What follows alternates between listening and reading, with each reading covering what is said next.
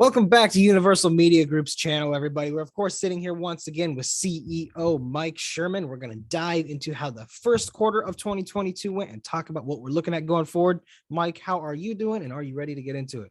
Mike, how you doing? I'm ready to get into it. It's been a couple of weeks, a month or so, yeah, I'm ready to go. Perfect. Glad to hear it. Yeah, man, I can't believe the first quarter of 2022 is gone already.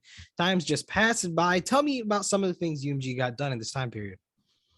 Well, we just completed our annual audit, actually our 2-year audit. So we're putting everything ready to go. Our year ending is April 30th or April 31st. I always forget how many days are in April.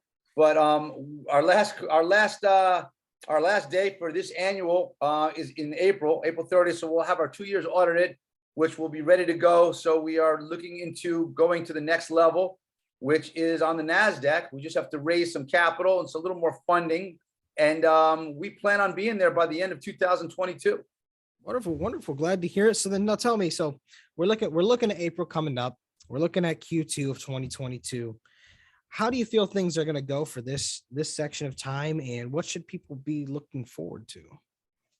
Well, you know, it's been an exciting year. We're just looking to create as much content as we can. We signed a deal with Principal Media. They will be representing us in France next week at the MIPCOM Film Festival. We've got a couple contracts sitting on the table right now by some big networks. Can't mention any names yet because it's not public, but we do have some offers on one of our shows. We will be in production in the first week of June for a new project that we're going to be representing here in Miami. It's a reality television show that we're looking to get off the ground. It's a very interesting show. The name of it is called The Girls of South Beach. And without getting to further detail, it's about a lot of the women that are coming here from Eastern Europe that want to live the American dream.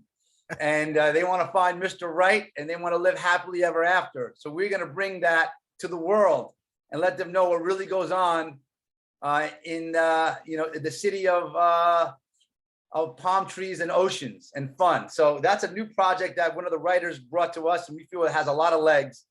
So that can go in a million different ways.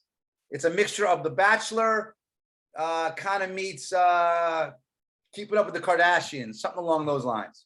A lot of legs, no pun intended, I hope there. Yeah, a lot of legs, a lot of legs. That's cool.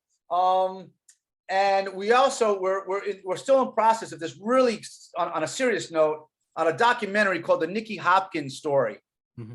We may change the name or the title. It's changed a few times. It was originally called The Session Man.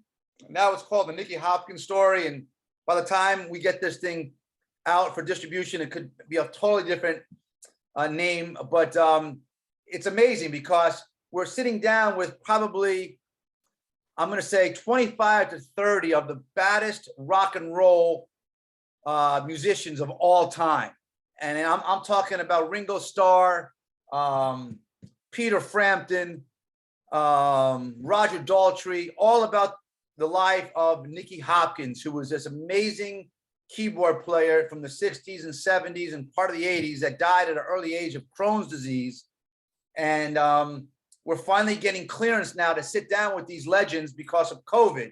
And they were all so scared. And you know, the Skype calls just really didn't do it for this documentary.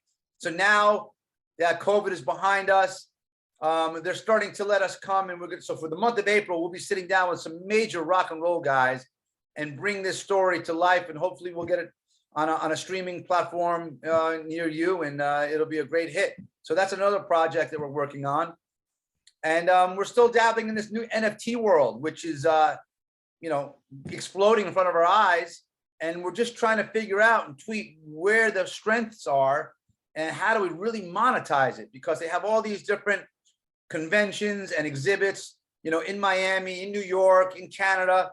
But we're trying to figure out the best way to really implement some of our proprietary technology and capitalize in that market. So everything from the first quarter is really still a work in progress, but we're moving in the right way, in the right direction. Wonderful, Mike. Yeah, it sounds like you got a slew of content coming, so everybody stay tuned for that. But for now, Mike, I think you did a great job updating everybody. If you guys have any questions, though, don't be afraid to send them over to us. We will happily dive into them, but stay tuned for another interview coming soon. Mike, thank you so much for your time today. My pleasure, Mike. Thank you so much.